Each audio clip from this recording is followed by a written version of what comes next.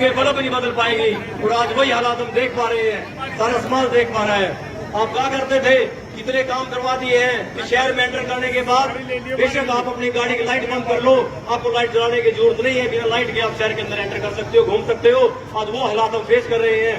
हम वार्ड की, हम सेक्टर की गलियों को देख रहे हैं, कैसे टूटी हुई पड़ी हैं गलियां, जिनको कि आपने बहुत बढ़िया अच्छे से चमका दिया सारे शहर को। आपका बहुत बहुत स्वागत है यहाँ पहुंचने पर।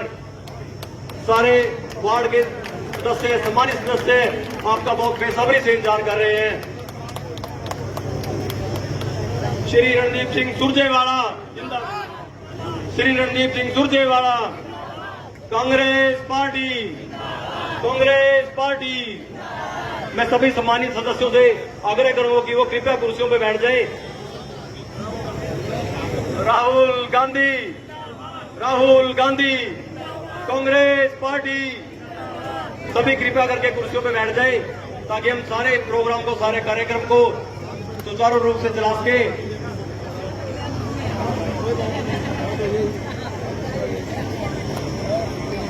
भाई रणदीप सिंह सुरजेवाला जी, आप सबसे बड़े आराम से, बड़े इत्मीनान से बात करेंगे। आप कृपया उन्हें मंच तक पहुंचने दें, कृपया करके मंच तक पहुंचने दें, कृपया करके, ताकि सुरजेवाला जी अपने विचार बड़े डिटेल में, बड़े आराम से, बड़े इत्मीनान से। हरियाणा सहित देश के एक बड़े हिस्से ने देश की अगली सरकार कौन चलाएगा इसका निर्णय करना है।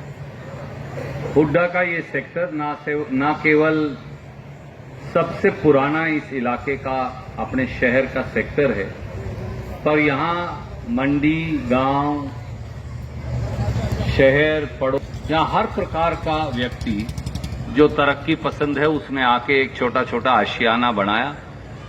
और इस शहर की प्रगति में आप सबका एक महत्वपूर्ण योगदान है। शहर के बुद्धिजीवी भी इस सेक्टर के अंदर सबसे रहते। मैं आपसे एक ही अनुरोध करने आया, एक एक वोट 10 साल भारतीय जनता पार्टी को हमने दिए।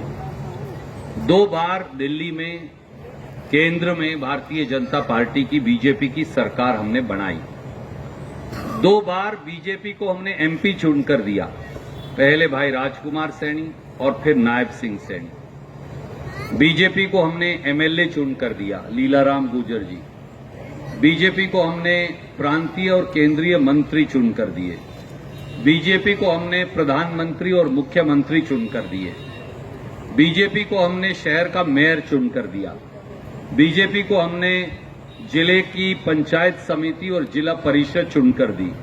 बीजेपी को हमने बैंक के सारे डायरेक्टर्स चुनकर दिए। 10 साल आपके भाई ने सरकार चलाई, 10 साल इन्होंने सरकार चलाई। मैं हमेशा ये कहा करता हूं, मैं शहर का मैकेनिक हूं, शहर का मिस्त्री हूं। मेरा काम है सड़क बनाना, चौपाल बनाना, बाईपास बनाना, हाईवेज बनाना, कॉलेज बनाना, पॉलिटेक्निक बनाना, शहर की सब बिजली की लाइन और खंभे बदलवाना, वाटर वर्क्स बनाना, सीवरेज ट्रीटमेंट प्लांट्स बनाना, सॉलिड वेस्ट डिस्पोजल प्लांट्स बनाना, स्टेडियम्स बनाना और नए बिजली घर इस शहर के लिए बनाना, और पूरे जिले का जो सिस्टम है पॉलिटेक्निक्स बनाना, इंजीनियरिंग कॉलेज और यूनिवर्सिटी बनाना, अस्पताल बनाना, ये मेरा काम है। और अर्बन प्लानिंग करके पार्क और कम्युनिटी सेंटर बनाना। तो बतौर मैकेनिक के, शहर के, ये मेरा काम है। 10 साल मैंने ये काम किया। उसके बाद शहर ने अपना मैकेनिक बदल लिया और 2 नए मैकेनिक लगा दिए। एक मैकेनिक है भाई लीलाराम गुर्जर जी को वो काम दे दिया मुझसे लेके, एक मैकेनिक भाई नायब सिंह सैनी जी को ये काम दे दिया। मैं आज आपसे 10 वर्ष बीत गए, 10 वर्ष आपने मेरे देखे। मैं तो हर 90वें दिन मेरा काम मांगने आपसे आता था, पिछला काम करके चले जाता था, नया काम पूछता था। अब 2 मैकेनिक जो नए हैं, मैं आज गुस्ताखी करना चाहता हूं, आपसे ही पूछना चाहता हूं कि वो दोनों भी 90 दिन के बाद पिछले 10 साल में आते हैं कि नहीं आते जी काम करने के लिए? कभी आए जी मुड़कर? कड़वा सत्य ये कि वो दोनों, उन्होंने वोट ली, शहर की सरकार ने वोट ली, पंचायत समिति, जिला परिषद ने वोट ली और फिर वो चले गए। पिछले 10 साल में हमको खास तौर से जो हुड्डा के सेक्टर वाले हमारे बड़े बुजुर्ग नौजवान साथी पूजनीय माता बहन हैं, हमें पोर्टल जरूर खिलवाते हैं। आपको याद होगा, मैं एक ही उदाहरण दूंगा, बहुत लंबी तकरीर नहीं करूंगा। प्रॉपर्टी आईडी स्कैम हरियाणा में हुआ। मैंने वो स्कैम एक्सपोज किया। मैंने बताया कि इन्होंने 40 करोड़ रुपया खा लिया। प्रॉपर्टी आईडी इनसे पिछले 5 साल से ठीक नहीं हो पाई है। मकान मेरा, रजिस्ट्री मेरी, पैसे मेरे, घर बनाया मैंने, नक्शा पास मैंने करवाया, हाउस टैक्स मैं देता हूं, परंतु प्रॉपर्टी आईडी के नाम पर लूट मची हुई है। 5 साल से पूरे हरियाणा के अंदर किसी शहर की प्रॉपर्टी आईडी इनसे ठीक नहीं हो पाई। मैं बल्कि एक छोटा सा उदाहरण दिया करता हूं। नरवाना में जो पुराना बाबूजी का बना हुआ मकान है, उसके साथ में पूर्व विधायक हैं टेकचंद नैन जी, बहुत सारे बुजुर्गवार जो वो जानते हैं, उनका मकान मेरे नाम लिख दिया जी। अब मैंने भी एफिडेविट दे लिया। उस बेचारे का मकान उसके नाम नहीं होने लग रहा, वो बच्चे के नाम, उनका बेटा उनका स्वर्गवास हो गया। तो क्योंकि वो हमारा ऐसे सीधा है मकान, वो बीच में एक त्रिकोण सी है उनकी, तो इस वजह से उनका उसने टक्कर मार ली, 5,000 रुपया रिश्वत दे ली। आज तक उनका मकान ठीक नहीं होने लग रहा। मैं तो उसे कहा, छोटे भाई लिखवा के ले जा मेरे से, तो जो एफिडेविट पे लिखवाना है साइन कर देता हूं, क्योंकि बाबूजी के जाने के बाद वो मेरे नाम हो गया, उसके बाबूजी के जाने के बाद उसके नाम हो गया। अपने यहां भी किराएदारों के नाम चढ़े। 2 भाई हैं तो उनके पार्टीशन नहीं हुए, ऊपर नीचे अलग अलग दिखा दिया है, पता नहीं क्या क्या, कमर्शियल का रेजिडेंशियल दिखा दिया, रेजिडेंशियल को कमर्शियल दिखा दिया, किसी को किसी जोनिंग में डाल दिया। हमें क्या जरूरत थी? हमने कब कहा था हमारी प्रॉपर्टी आईडी बनाना? हमने तो कभी कहा ही नहीं। के बाद सन सिटी में नया मकान बना है, बहुत अच्छा, बड़ी अच्छी बात है, बड़ा लेविश मकान बना है। उस मकान के सामने की सड़क और सीवरेज, वो दोनों नहीं बनवा पाए पिछले 5 साल से। सारी कॉलोनियों में कह दिया भाई अपने घर के आगे तो बना ले, हमारी वाली तो टाल मार दिए कि मैं नहीं होता, एमएलए है। आज तक उनसे और उनके पड़ोस में सीवर का पानी इकट्ठा हुआ है, आप मकान उनका जाकर देख सकते हैं। जो एमएलए एमपी अपने घर के आगे की सड़क बनाने में सक्षम है, अपने घर के आगे सीवरेज डालने में सक्षम है, आपका क्या ख्याल है 4 लाख की आबादी के, जिसकी वोटिंग पॉपुलेशन 1,20,000 है, इस शहर को भी वो चला सकते हैं? सच्ची बात यह है कि जात पात के आधार पर वोट ली और उसके बाद चले गए, सच्चाई यही। और उसके बाद ना मुड़कर आए, ना कोई काम किया। अपने शहर में उन्होंने और जिले में 2 अनाउंसमेंट 10 साल में बीजेपी ने की है। जो उन्होंने करी है वो भी मुझे बतानी चाहिए। आज तक 2 अनाउंसमेंट की। एक मुख्यमंत्री जी स्वयं आए जब खट्टर जी थे, और उन्होंने कहा यहां यूनिवर्सिटी बनाएंगे, संस्कृत विश्वविद्यालय। मैंने उन्हें पत्र लिखा कि मैं विश्वविद्यालय का स्वागत करता हूं। संस्कृत सब जबान की मां है, हिंदी की भी मां है, तमिल की भी मां है और जबानों की भी मां है, पर संस्कृत आजकल कोई पढ़ता नहीं। और संस्कृत पढ़कर इसलिए बच्चे ये नहीं पढ़ते, जो नौजवान खड़े आप पूछ लीजिए, अगर एक ने भी, किसी ने एमए संस्कृत वाला कोई खड़ा है सर यहां हाथ खड़ा करेगा, किसी ने एमए संस्कृत की हो? इसलिए नहीं पढ़ते कि उसमें टीचर की नौकरी मिलती है, कभी कभी लेक्चरर की, नहीं तो मिलती नहीं है। आप प्रिंसिपल रहे हैं बहुत लंबे अरसे तक, पूछ सकते हैं। तो आप एक डिपार्टमेंट संस्कृत का बना दीजिए, और बाकी भी आप आर्टिफिशियल साइंस रखिए, इंटेलिजेंस रखिए, रोबोटिक्स रखिए, कंप्यूटर और क्वांटम टेक्नोलॉजी रखिए, नैनो टेक्नोलॉजी रखिए। मेरे बच्चों को रोजगार मिल जाएगा उससे, अगर वो पढ़ेंगे। और आप और साइंटिफिक फील्ड्स रखिए उसमें, और एक संस्कृत का डिपार्टमेंट भी रख लीजिए। उन्होंने कहा ना मैं तो यूए बनाऊं। वापिस जवाब आया, मैंने कहा जी ये बना दो। अब 10 साल बीत गए, 3,650 दिन हो गए, तो बोले कि मुंदड़ी में बनाएंगे। तो अब मैं मुंदड़ी गया 2 दिन पहले, प्रधान जी, तो मैं सारे गांव को इकट्ठा किया, भाई चलो यूनिवर्सिटी देख कर आते हैं। तो 2 दूरबीन भी लेकर गया साथ में, तो गांव वालों ने मैंने दूरबीन लगाई, यूनिवर्सिटी तलाश की, हमें कहीं नहीं मिली। मैंने कहा जोड़ के नीचे तो नहीं है।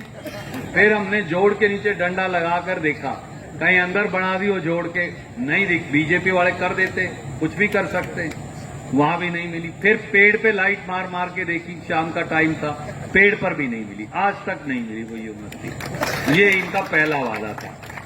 दूसरा, इन्होंने कहा मेडिकल कॉलेज बनाएंगे। हमने कहा बहुत अच्छी बात है, मेडिकल कॉलेज बनाएंगे, हमारे शहर की प्रगति होगी।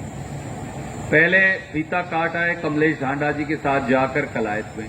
हमने कहा कोई बात नहीं, हम तो 50 रुपए का तेल खर्च के, ये थोड़ी ये सब चीजें कैतड़ी बननी चाहिए, कहीं और भी बना लें, जला है हमारा क्या है। फिर पुंडरी में काट आए थोड़े दिन के बाद, फिर बोले गुला चीका में बनाएंगे। अरे कहीं बना दो। फिर बोले अच्छा यहां बनाएंगे सांपन खेड़ी में। अब मैं सांपन खेड़ी गया परसों, तो मैंने सांपन खेड़ी वालों को कहा भाई तुम्हारी, वो बोले जी क्या है, 25 एकड़ जमीन ले ली, एक बच्चा लगाया नहीं आज तक। तो मैंने कहा यूनिवर्सिटी वो मेडिकल कॉलेज दिखा के लाओ, तो मेरे को ले गए। वहां जहां बाबूजी बैठे, बेरवाल साहब और बहन जी बैठे, बस इतनी चौड़े में 4 कमरे बना रखे, सरिये निकले पड़े हैं ऊपर, आप भी जाके देखेंगे तो सड़क से दिखते हैं, उस पर प्लस्तर नहीं किया हुआ, और ये मेडिकल कॉलेज है। 3650 दिन बीत गए, 350 करोड़ मेडिकल कॉलेज में लगते हैं जी। 350 करोड़ में से 349 करोड़ 70 लाख रुपया देने भूल गए। 10 साल में 30 लाख दिए, 3 लाख रुपए की दर से, क्योंकि जी उसमें 9 मंजिल 10 मंजिल की बिल्डिंगें बनती हैं। 300-400 डॉक्टर साहिबान आएंगे, 12-14 ऑपरेशन थिएटर्स बनेंगे, उनके घर बनेंगे, स्कूल बनेंगे, उनकी वाइफ आएंगी, बच्चे आएंगे, वो नहीं रहेंगे। अगर मैं वहां उनका घर नहीं बनाऊंगा तो वो रहेंगे क्यों यहां आके। तो कुछ नहीं बनाया। इस हिसाब से अगर 3 लाख हर साल देंगे तो 114 साल और चाहिए मेडिकल कॉलेज बनने में। 2024 है, 2034, 44, 2148 तक बनेगा इनसे मेडिकल कॉलेज। हम में से तो कोई जिंदा नहीं रहना जो यहां बैठे हैं, क्यों भाव जी 2148 तक अपन तो नहीं जी सकते, 114 साल और। ये इन्होंने मेडिकल कॉलेज बनाया। अब मेरे चिवेड़ के जी जानते रहेंगे, कहेंगे हमने तो दीवार बना दी थी, बाकी ये बनाए गारंटी, यही करने वाले हैं। तो मैं आपसे एक ही हाथ जोड़कर अनुरोध करने आया, फिलहाल देश की सरकार बन रही है और 2 महीने बाद हरियाणा की सरकार का चुनाव भी आ जाएगा, क्योंकि ये सरकार गिर चुकी है। मैं आपसे एक ही अनुरोध, हाथ जोड़कर एक ही विनती करने आया हूं, एक वोट सुशील गुप्ता जी को देकर इन्हें विजयी बनाइए, क्योंकि 350 सीट कांग्रेस लड़ रही है, 150 सीट जो हैं ये मित्र दल लड़ रहे हैं। मालिक ने चाहा, कांग्रेस की सरकार देश में बन गई, तो कुछ ना कुछ अपन देश की सरकार से भी ले आएंगे। हालांकि ये सच है कि हमने तो 10 साल में कभी एमपी का फंड यूज किया नहीं, हम तो उन्हीं को दे देते थे कुछ चाहिए होता था। क्यों बाबूजी, अपन ने तो कभी नहीं किया, अपन तो कभी मांगे नहीं पैसे।